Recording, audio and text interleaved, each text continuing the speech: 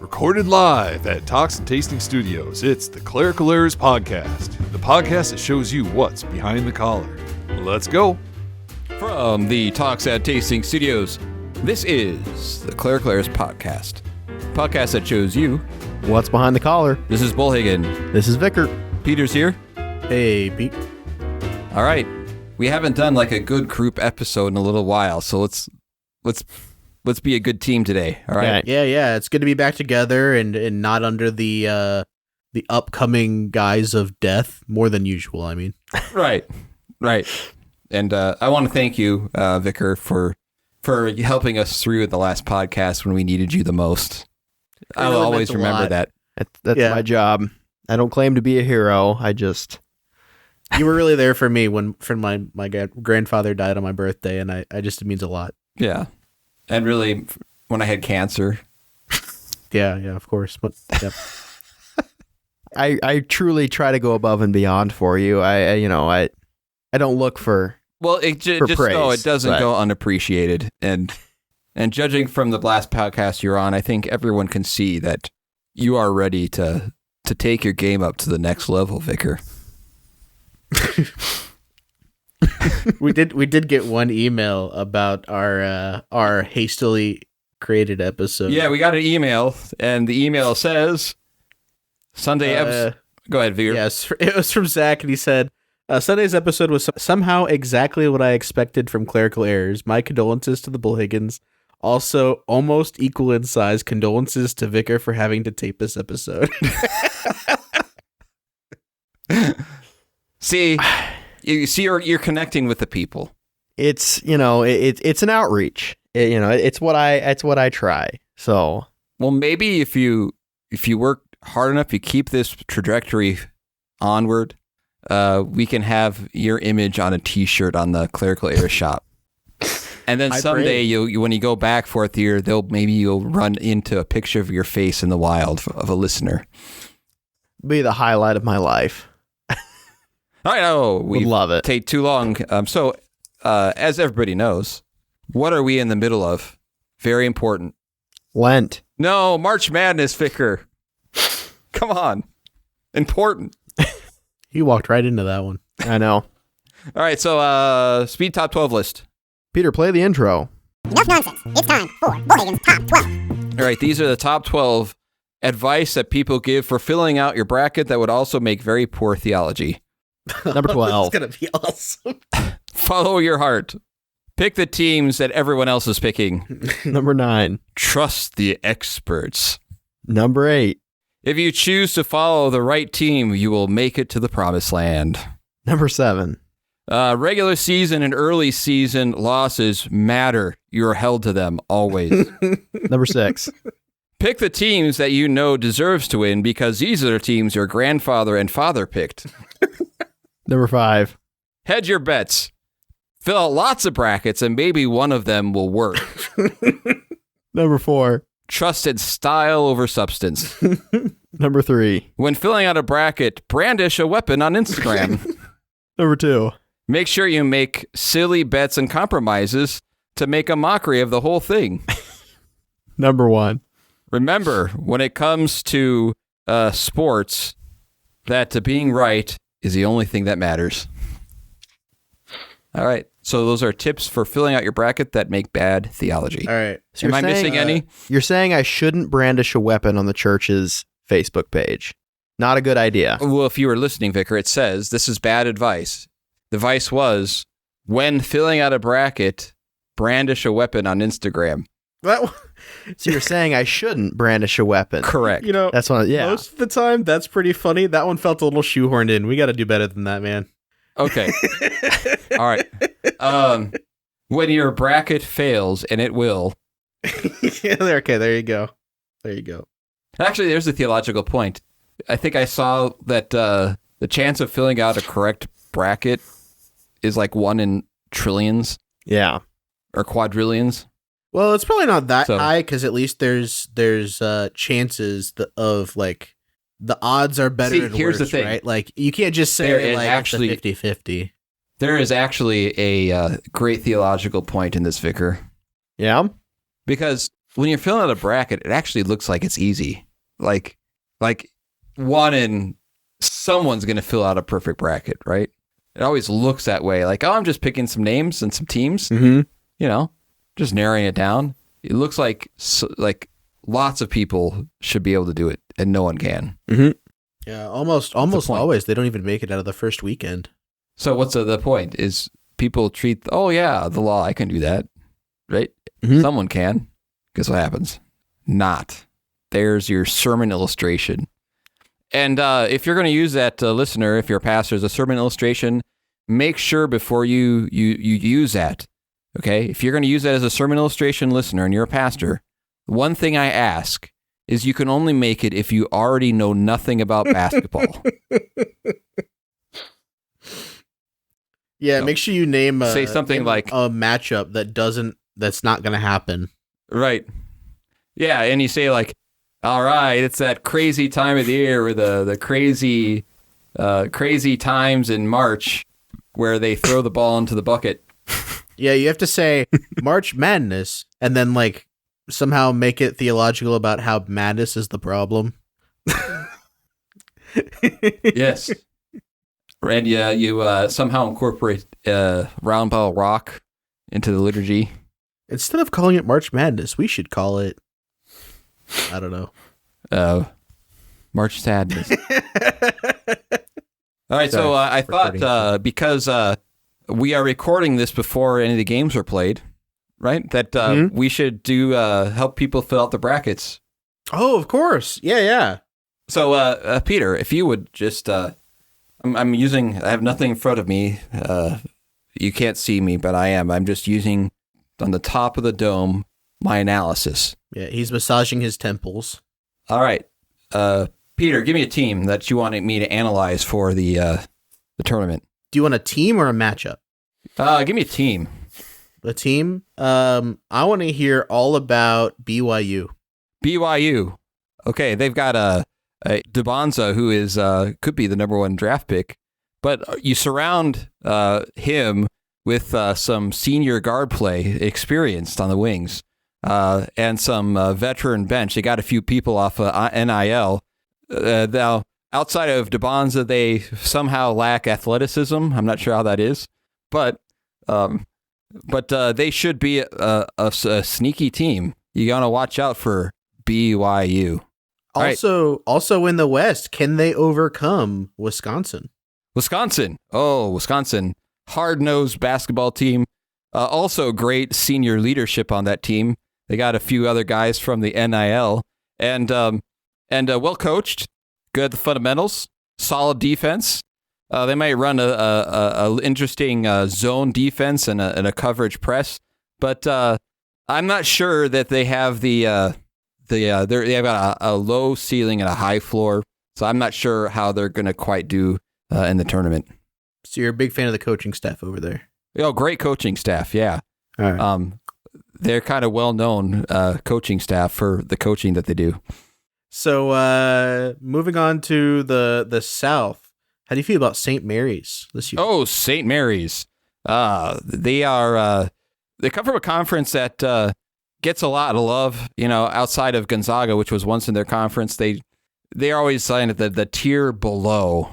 But they play an exciting up and down type of basketball.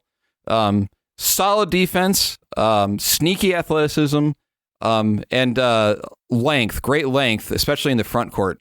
I think they have a solid chance of doing fairly well in this tournament, although they're going up against a Texas A&M team that has really road-tested a lot of quadrant one games that they've had to play. So that might be a surprise to St. Mary's in the NCAA tournament. The NCAA tournament. Give me another one, Pete. Well, I mean, another team that a lot of people, I think, underestimate in this tournament, especially, is Virginia. Oh, Virginia. Also, they got some great players off the NIL deals. Some guys who played in the mid-majors that made a name for themselves and are able to jump up to the ranks of the ACC. So they should play well. Now, when you think Virginia, you think defense, you think low-scoring games, a little 3-and-D action. So, generally speaking, Virginia, which, by the way, I believe was the first one-seeded team to lose in the NCAA tournament, that doesn't bode well. So, but Virginia, you think of them, you think hard-nosed defense, and if their threes aren't falling, they're not going to win. It's a classic 3-14 where you could have a sneaky upset in the NCAA tournament. And I want to hear about Kansas, KU. KU. All right. Okay, I'm going to say this. KU, a little overrated. Nobody knows what rock, chalk, Jayhawk, am I saying that correctly? What that even means? Kind of colloquial, a little inside information. But they do have some good athletes, but underperformed this year. Their best player doesn't always play the full game. Let's just say he has a good chance of making in the NBA, but there's also a good chance he will brandish a weapon on Instagram. So be careful. So a lot of their team might be looking beyond the tournament into their money-making days in the NBA. So they kind of will act like they deserve to be there, and they will have, I would say, a rude awakening. Although I will say solid guard play and senior leadership in the NCAA tournament.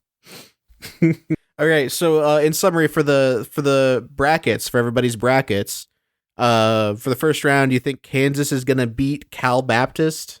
Yes. St. Mary's going to beat Texas A&M? No. Texas A&M, way tougher schedule, more battle tested, senior leadership up and down the court. Is Wisconsin going to beat High Point? High Point, I believe they are a team from Colorado. Although, the thing when you think of High Point, you think of a team that is gritty, that they're not going to make mistakes. And they play with a lot of heart, a lot of floor slapping on defense, They're going to win a lot of 50-50 balls. And great schematics when it comes to their offense and defense, by the way. But they may lack the athleticism to keep up with a team like, who are they playing? Wisconsin and High Point? With Wisconsin, yes. So you think Wisconsin is going to win or High Point? I got Wisconsin. So put that in your bracket, listener. And then BYU, I thought for sure that they had an opponent previously. Maybe they dropped out. I think they have a play-in. Oh, they're playing. Okay. Yeah. So I can analyze a play-in game. I really feel passionate about the play-in game. Do you think BYU will beat whoever is in the play-in game? Yes, they will have a solid shot of beating the play-in game because although here's the thing about a play-in game, Vicar. Let me explain something to you. Okay, there's a lot of jitters in that first game in the NCAA tournament, right? Yeah, the first 5-10 minutes of a NCAA tournament game, a lot of sloppy play, a lot of turnovers.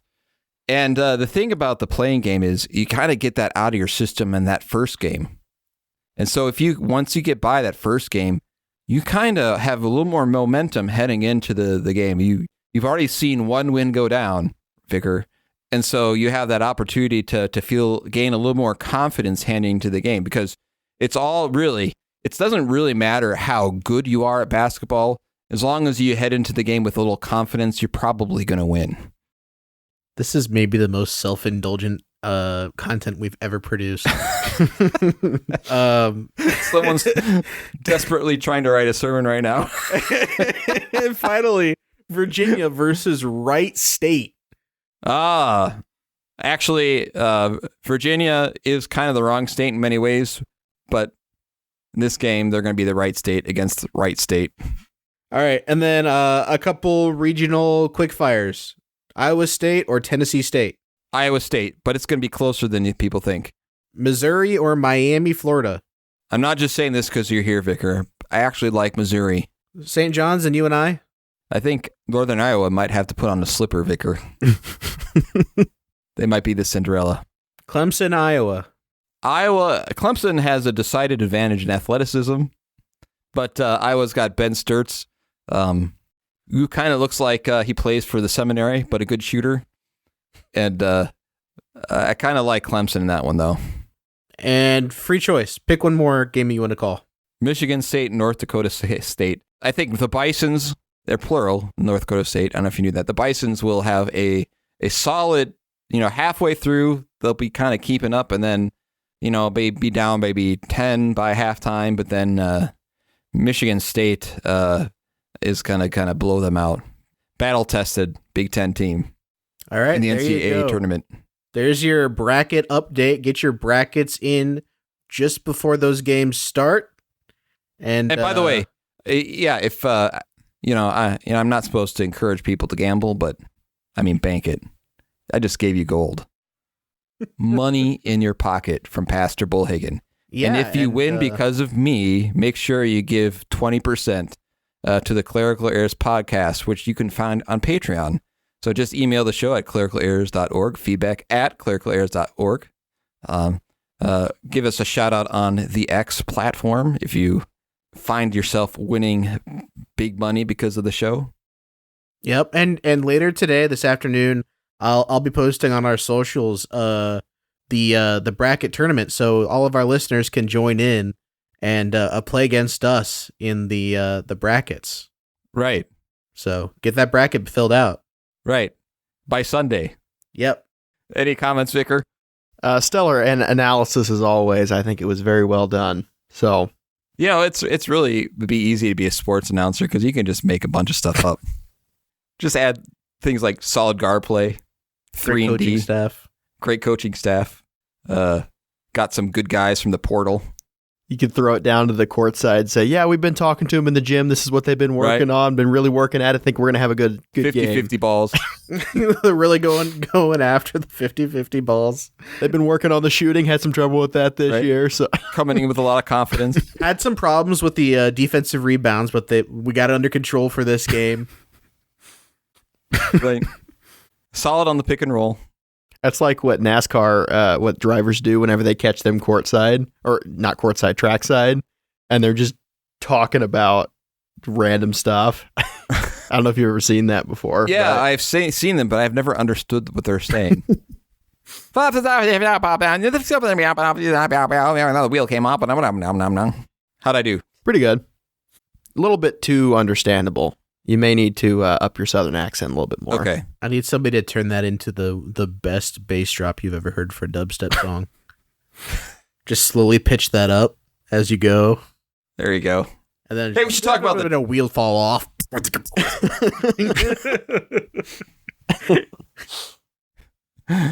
So, Vicar, what am I preaching on? The Old Testament reading is from Genesis chapter 22, verses 1 through 14. After these things, God tested Abraham and said to him, Abraham. And he said, Here am I. He said, Take your son, your only son, Isaac, whom you love, and go to the land of Moriah, and offer him there as a burnt offering on one of the mountains which I shall tell you. All right, so as we begin here, there are two things that already are confronted here. One is God had promised that through Isaac, Abraham would be the father of many, and it was going to be through Isaac. And now you have God telling Abraham to sacrifice him. These are two things that you would think would be competing with each other. How can he do that how can this promise happen if a sacrifice is made? Continue, Vicar. So Abraham rose early in the morning, saddled his donkey, and took 2 of his young men with him, and his son Isaac. And he cut the wood for the burnt offering, and arose and went to the place which God had told him. On the 3rd day, Abraham lifted his eyes and saw the place from afar. Then Abraham said to his young men, Stay here with the donkey. I and the boy will go over there and worship and come again to you. And Abraham took the wood of the burnt offering and laid it on Isaac his son. And he took in his hand the fire and the knife. So they went both of them together. And Isaac said to his father Abraham, My father. And he said, Here I am, my son. He said, Behold the fire and the wood, But where is the lamb for the burnt offering?" Abraham said, "God will provide for himself the lamb for a burnt offering, my son." So they went both of them together. When they came to the place of which God had told him, Abraham built the altar there and laid the wood in order, and bound Isaac his son and laid him on the altar on top of the wood. Then Abraham reached out his hand and took the knife to slaughter his son. But the angel of the Lord called him from heaven and said, "Abraham, Abraham." And he said, "Here I am." He said, "Do not lay your hand on the boy or do anything to him, for now I know that you fear God, seeing that you have not withheld your son, your only son, from me." And Abraham lifted up his eyes, and behold, behind him was a ram, caught in a thicket by his horns. And Abraham went and took the ram and offered it up as a burnt offering instead of his son. So Abraham called the name of that place, "The Lord will provide," as it is said to this day, "On the mount of the Lord it shall be provided." All right. And it goes on to continue the promise. Is that text ends there, really? Yep. Verse 14. Should have more. But it continues on with speaking of the promise, and how because you have not withheld your son, your descendant shall be more than the sand on the seashore, I believe. This is what example he uses. And through your offspring, all nations will be blessed. And so here, a perfect time as you get close to Holy Week, the Sunday before Palm Sunday, to talk about the purpose of Christ. Obviously, you have the promise that God made through Abraham, who was an old at this time, 100 years old when Isaac was born. And so Isaac is even the stronger one because he is the one who's carrying up the wood for his own sacrifice up on the mountain. And so one thing that you might find heartbreaking about this is the fact that I think that Isaac had to be pretty obedient here. Mm-hmm. You know, Moses binding up his son at his age and offering him up. Now, we have some clues that answers the question, Vicar, about the two things that seem incompatible. The promise coming through this son and also the sacrifice. Hebrews reminds us that Abraham believed that even if he were to sacrifice him, that God would raise him up. And so here you have a picture and a lesson given to Abraham and to all of us. The purpose of everything was the fact that God was going to provide the lamb of sacrifice for us. And it draws our attention as we approach Palm Sunday, Maundy Thursday, Good Friday, and Easter. It leads us to all consider, what is this promise all about? It's about God providing the lamb of sacrifice through whom all nations will be blessed. And it points directly to Christ. And so when you look at the Old Testament, it all points to the death of Jesus. It all points to the promise that God made and kept. And Abraham learned that he did not have to make the sacrifice, that God would provide the lamb for the sacrifice, which ties really nicely in the Lenten theme.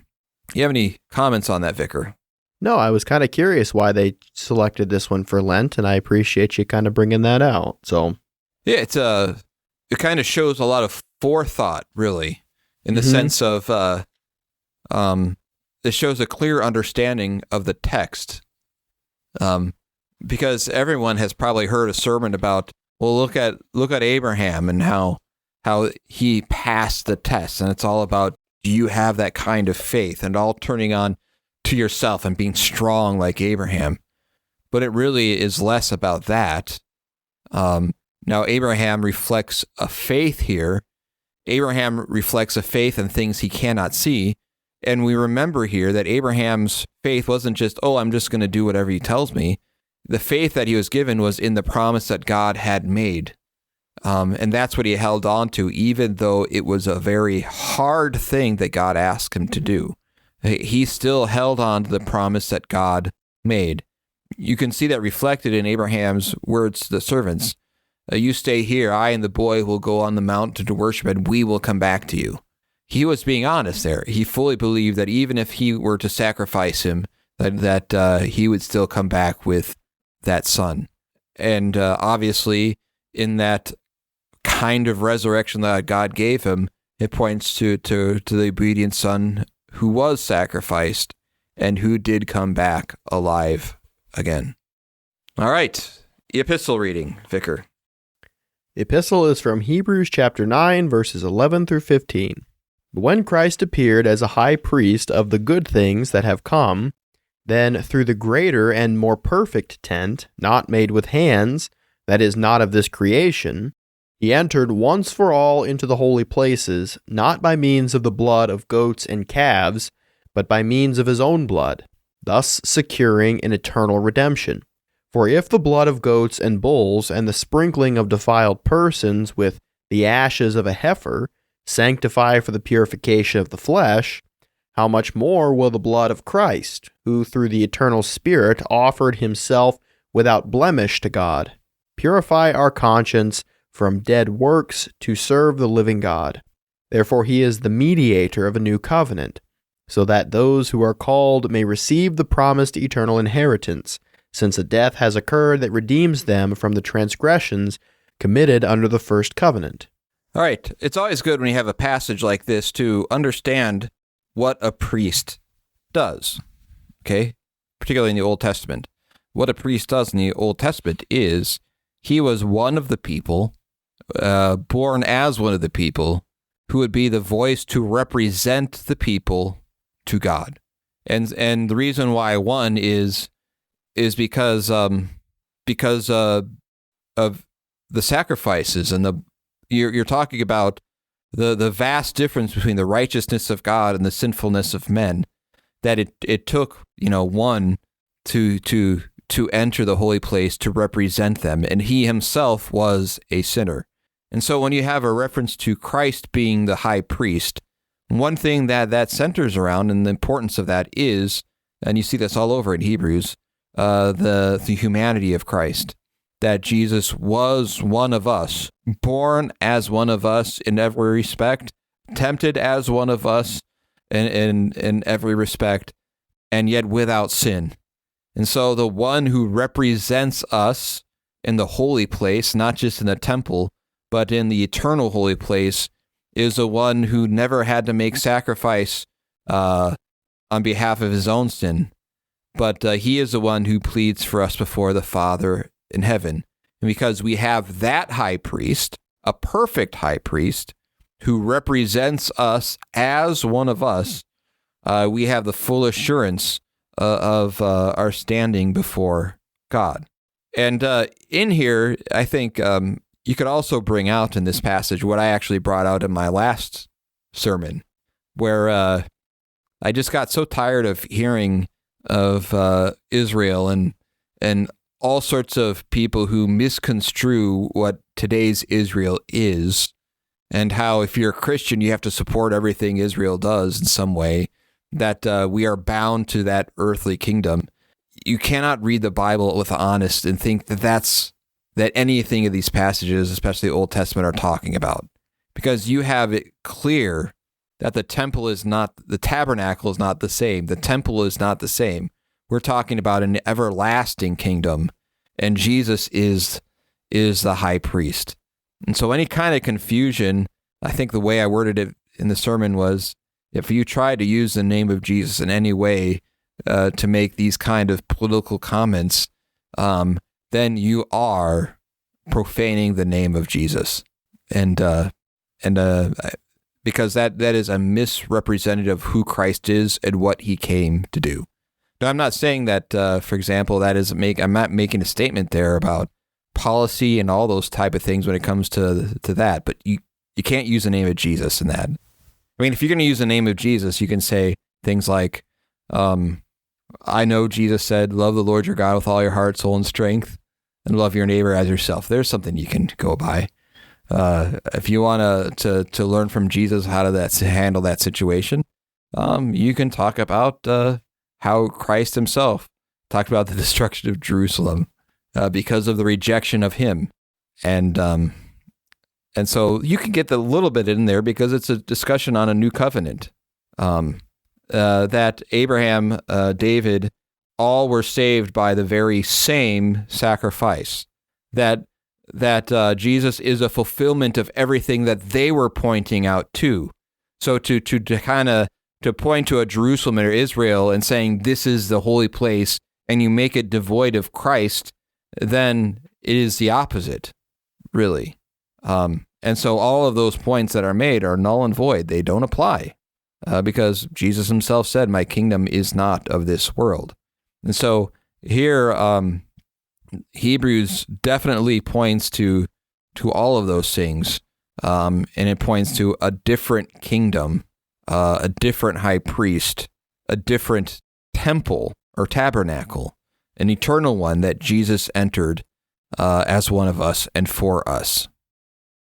Any comments on that, Vicar? Yeah, just the point of, you said different temple, different priest, different covenant is the word that Hebrews uses here, and I really like that because, you brought up the idea of Zionism and things like that. That is trying to shoehorn the old covenant into the new, whereas Hebrews brings out very distinctly, this is a new covenant with a new high priest and a new, say, chosen people, if you want to use that, right? It is a new covenant, and a new atonement has been made. And I will say this is Paul talks about a lot of this stuff too. That was what I brought out in the sermon, and that is the fact that what does that type of logic do? It directly damages the gospel. It is really an attack of the true gospel when people think they're dropping bombs in the name of Jesus. Yeah, and they basically say as much. I'm not saying that too. That there's discussion that you could have about whether it's good or not to do, and to talk about those things. Just don't bring up Jesus' name as a reason to do it. Mm-hmm. When it comes to that, because that also is a confusion of the kingdoms as well. So, but that might be adding to some things to the text that may not be there, right? Mm-hmm. But as far as when it comes to when it talks about a new covenant, it talks about a new holy place that Jesus enters, and it points to the fact that it's not what you think it is. Yeah. And all right, let's go to the gospel reading. I think we're doing the earlier verses with this too. The earlier whole thing. 42, I think. Yeah, 42 to 59. Yeah. The Holy Gospel according to St. John, the 8th chapter, verses 42 through 59. Jesus said to them, "If God were your Father, you would love me, for I came from God and am here. I came not of my own accord, but he sent me. Why do you not understand what I say? Is it because you cannot bear to hear my word? You are of your father the devil, and your will is to do your father's desires. He was a murderer from the beginning, and does not stand in the truth, because there is no truth in him. When he lies, he speaks out of his own character, for he is a liar and the father of lies. But because I tell you the truth, you do not believe me. Which one of you convicts me of sin? If I tell the truth, why do you not believe me? Whoever is of God hears the words of God. The reason why you do not hear them is that you are not of God." The Jews answered him, "Are we not right in saying that you are a Samaritan and have a demon?" Jesus answered, "I do not have a demon, but I honor my Father, and you dishonor me. Yet I do not seek my own glory. There is one who seeks it, and he is the judge. Truly, truly, I say to you, if anyone keeps my word, he will never see death." The Jews said to him, "Now we know that you have a demon. Abraham died, as did the prophets. Yet you say, if anyone keeps my word, he will never taste death. Are you greater than our father Abraham, who died, and the prophets died? Who do you make yourself out to be?" Jesus answered, "If I glorify myself, my glory is nothing. It is my Father who glorifies me. of whom you say he is our God, but you have not known him. I know him. If I were to say that I do not know him, I would be a liar like you. But I do know him, and I keep his word. Your father Abraham rejoiced that he would see my day. He saw it and was glad. So the Jews answered him, You are not yet 50 years old, and have you seen Abraham? Jesus said to him, Truly, truly, I say to you, before Abraham was, I am. So they picked up stones to throw at him, but Jesus hid himself and went out of the temple. All right. There's so many things you could bring up out in this text. One is simply the person of Jesus. You have Jesus claiming to be God with the I am statement, which are all over John's gospel. You have the fact that really it's not whether they are intelligent or not or anything like that. It was about who are they loyal to, and Jesus goes out and says that that they have a father, the devil, and so they believe lies. They are murderers, he calls them, and you do not hear my words. So if you reject the word here, you clearly can see who are you rejecting? Rejecting God. Jesus makes a claim here that he is different than the prophets because all the prophets sinned, but he did not. And so he presents himself as sinless, which is good because if he's going to be our high priest, he has to be sinless. He has to be one of us. He has to be the eternal God. He also has to be man, and he has to be sinless so that his death can pay for our sins, so that he can stand as our high priest, so he can suffer and die in our place, so that a perfect sacrifice can be made. And what's interesting, too, about all of this is they are projecting on Jesus their own thoughts, meaning they think that he is out for his own glory when he is there for the opposite. He is there to be the least. He knows he's going to suffer and die, and on the third day rise. So he is there to be the perfect sacrifice. So as they claim he is out for glory, which is why I think the vehemence of his death is so full on display, because they want to show that, okay, where's your glory now? If you are the Son of God, bring yourself down. And so he is not allowing himself to be bound to that, but he is a sinless one, but not seeking his own glory, but the glory of the Father. And what is the Father's will? We hear earlier in John that the Father would lose none of these that have been given to me. Jesus expressly says that earlier in John. And so you also have a beautiful understanding of the Trinity and the unity of you have in the three persons and one divine essence. That can be something by which you can talk about. But you have in here kind of all leading up to Holy Week, all leading up to what is going to wind up killing him because they pick up stones already. You can already see the vehemence against Jesus and against his word. And as Jesus talks about here, he's not making a claim that they wouldn't be able to see in Scripture. When they say you haven't seen Abraham, you can back up his claims just like we saw in Genesis chapter 22. Abraham saw that day.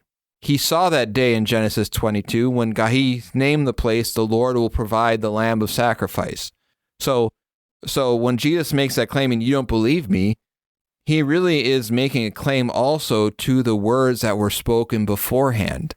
They are not just rejecting the person that is there before them, but if they really understood and took to heart the words that God gave through Moses and the prophets, they would receive him and they would receive his word, which is what you have in John the Baptist.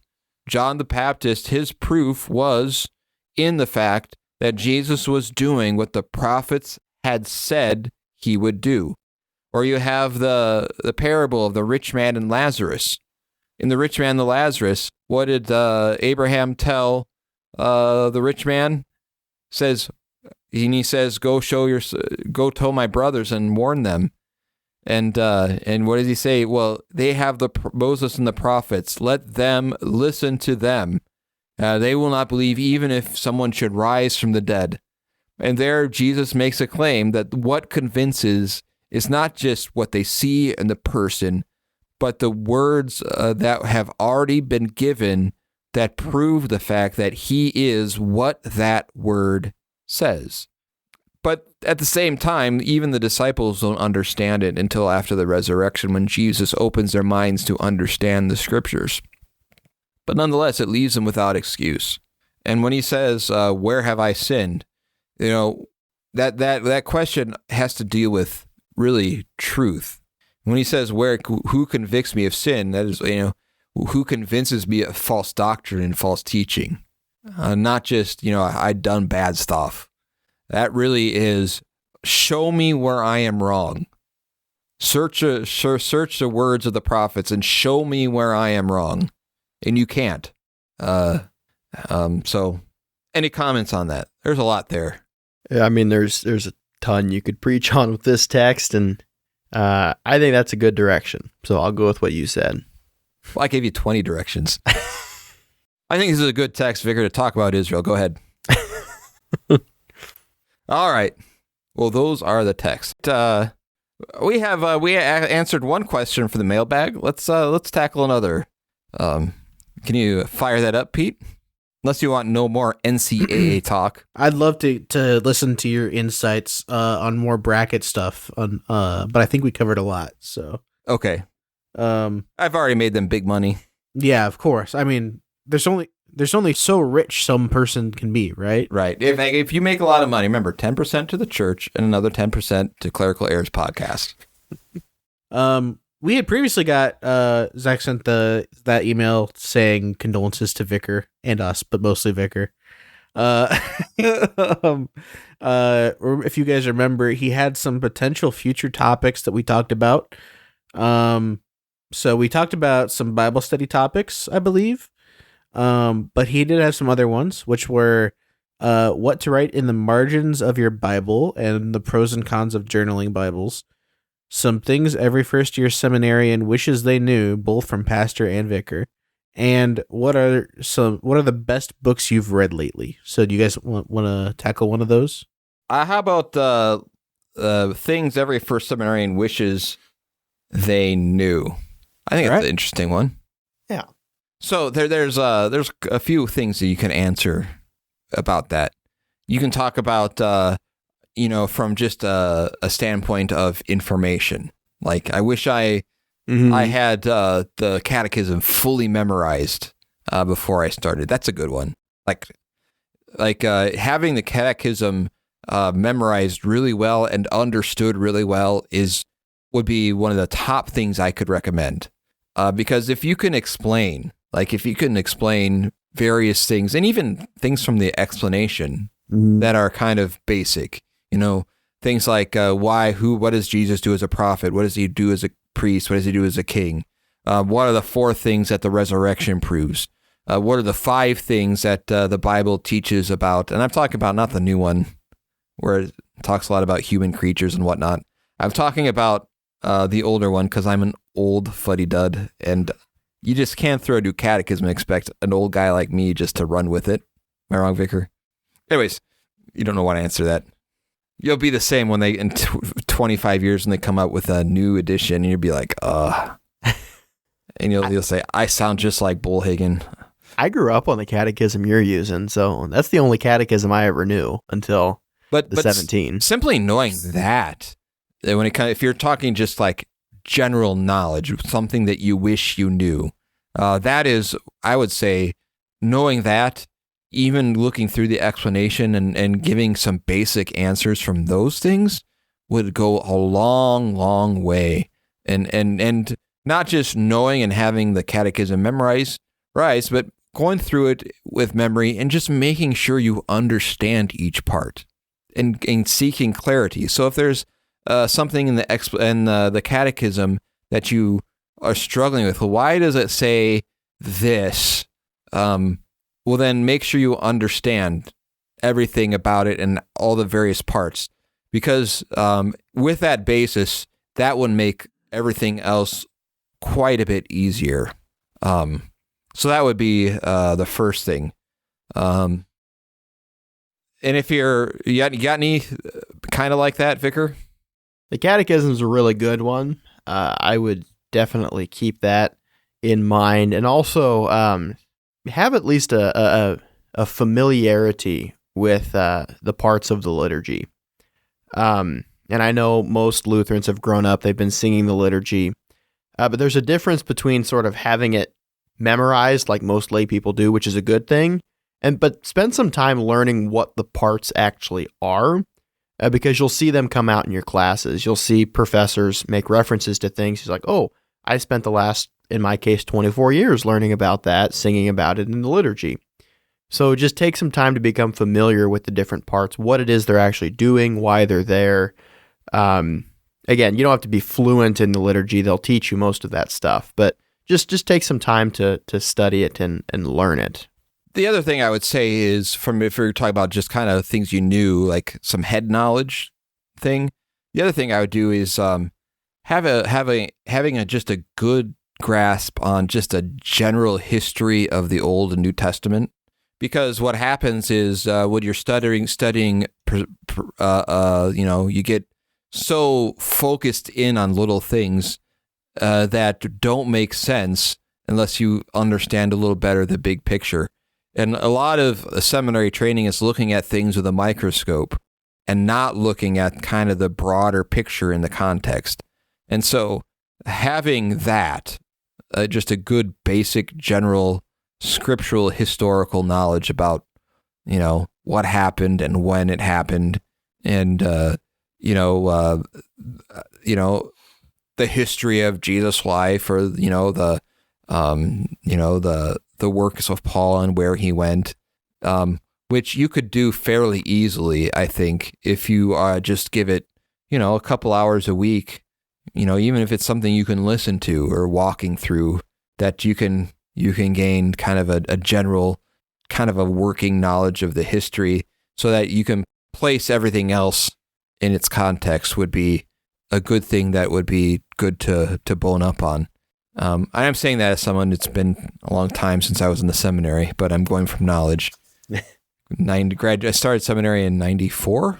So, and when it comes to then the other aspects, as far as wish you knew from the point of view of an attitude, the first thing I would say is don't be afraid to be humbled. You will very often in that first year feel like you maybe are inadequate, or maybe you can see some outstanding students and classmates, or you can talk to a fourth year student. You're like, there's no way I'm ready to do that. Especially if you, although if you come from one of the Concordia universities, sometimes they can actually be a little too confident. I'm not saying anything about you, Vicar, but you know what I mean, right? Yeah. But I would say the other thing is when you're in the seminary, and I probably could have done more of this because I was just busy, surprise, doing all sorts of different things. There's a reason why the best seminary training is on campus. Because some of the best things that you can learn, not the best things, round things out, is have a group of people that you bouncing off of, and you get used to talking about things, and you kind of, in a way that's not threatening, but discussions that you can have that really help you with professors and your classmates. And making use of the fact that you are learning on campus and making use of all the things that the campus has to offer. That going to the seminary is not just passing your classes, but it really is a habitus that you learn, and an enculturation within it. that can prove to be very helpful, as long as there's a caveat to that. And that is, you can get really lost in those things too. And when you go on vicarage, you'll find all the things I was so angry and upset about those first 2 years. Not once, vicar could probably say, the things that we argued about, not once in the last 6 months has anybody brought that up to me. Why was I so concerned about that? That happens too. So use it, but remember, don't get so lost in the weeds that you forget, that purpose. Because a lot of those discussions, you'll look back after vicarage and say, I don't know. I can't believe that seemed so important to me at that point. Have you had anything like that before? Yeah, I would frame what you're talking about as be cognizant of the bubble, right? Be cognizant that you're in a bubble when you're at seminary.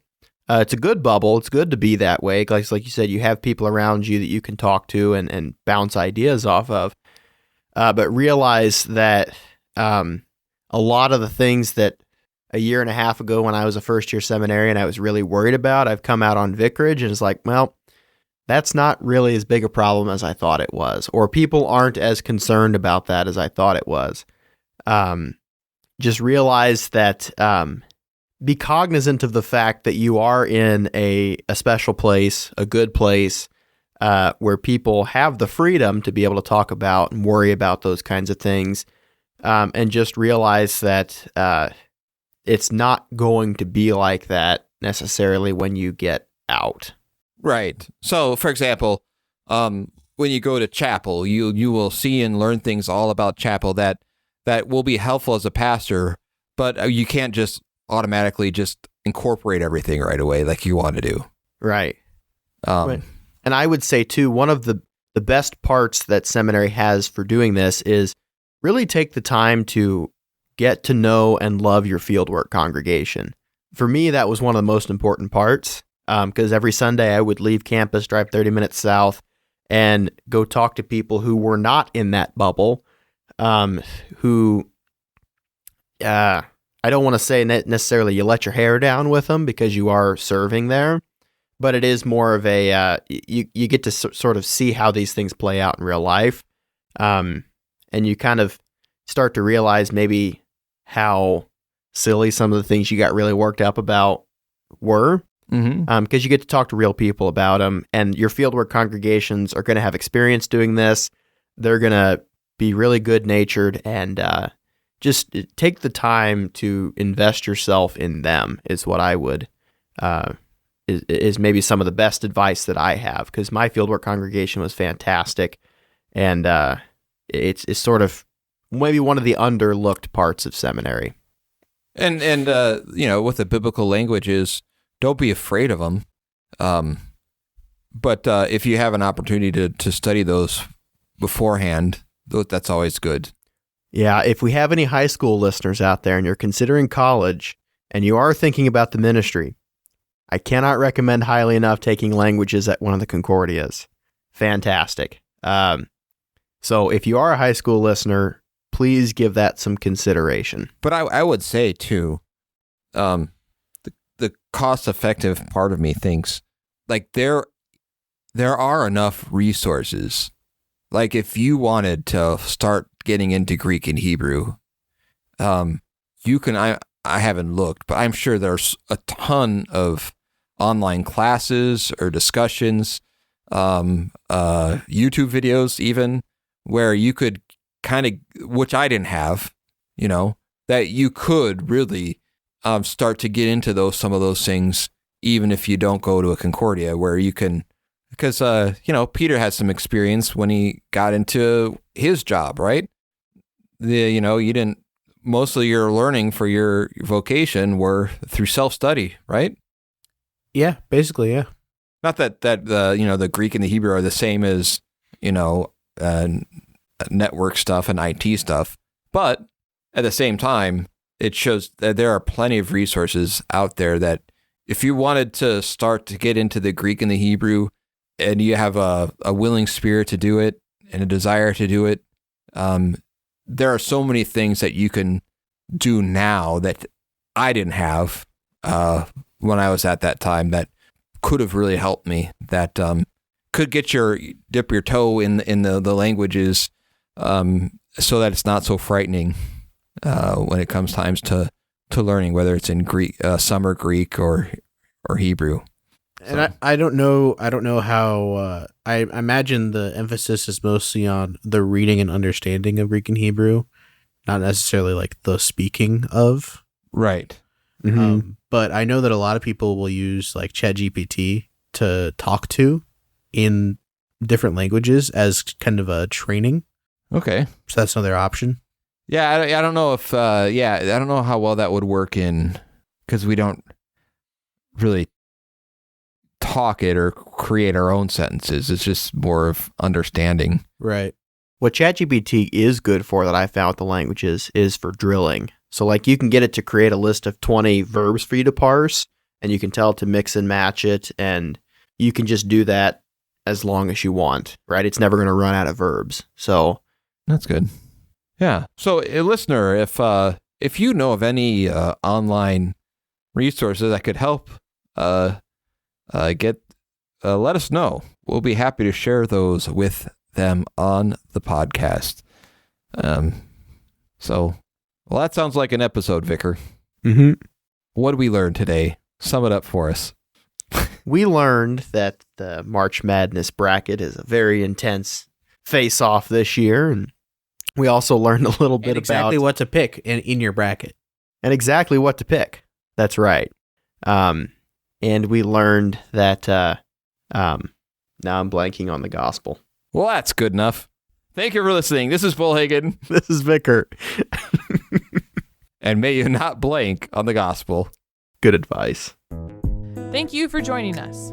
This podcast is available on iTunes, Google Play, Spotify, or wherever else you get your podcasts. Questions, thoughts, concerns? You can contact us on Facebook at facebook.com/Clerical Errors Podcast, on Twitter at Clerical Errors P for podcast, or email us at feedback@clericalerrors.org. Thanks for listening to Clerical Errors. See you next time.